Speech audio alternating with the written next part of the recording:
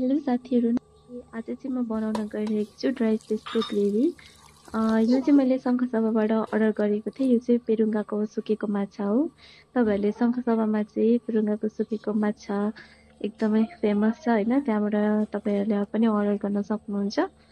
र त्यसै गरी म यो पेरुङ्गाको सुकेको माछालाई चाहिँ मजाले केलाएर पकाउन गइरहेको छु।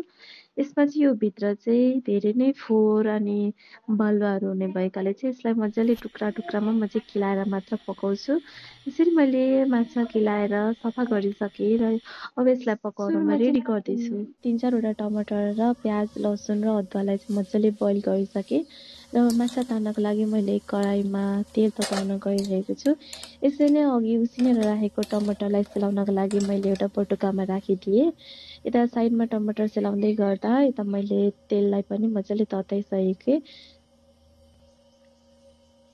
तेल पनि अब मजाले नै तातिसकेको छ र यसमा अघि मैले केलाएर राखेको माछालाई फ्राई गरेँ र यसरी माछालाई मजाले फ्राई गरिसकेपछि मैले यसलाई निकालेर राखिदिएँ।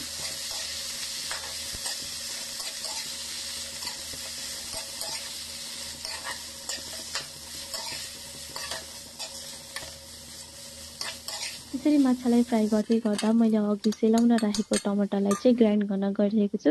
टमाटर चाहिँ एकदमै तातो भएको कारणले गर्दा मैले हल्का सेकी बनाउनलाई ग्राइन्ड गरेँ।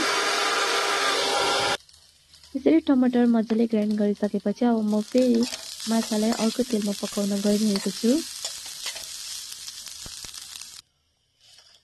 यसरी मैले माछालाई फ्राई गरेर प्लेटमा निकालिसकेर अर्को तेल हालेँ।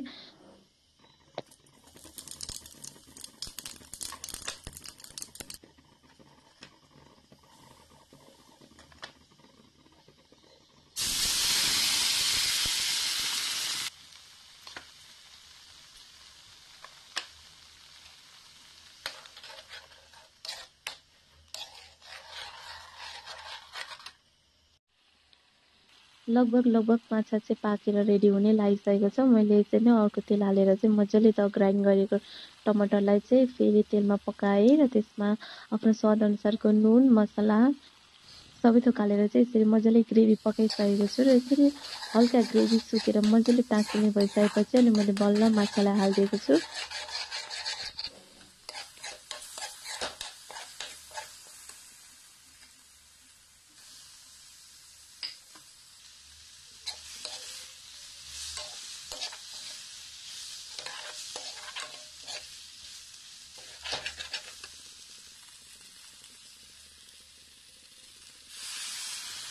त्यसैले मैले ग्रेभी बनाउनको लागि थोरै रस पनि लगाइदिएँ र यो मजाले उमेर रेडी भइसकेको छ।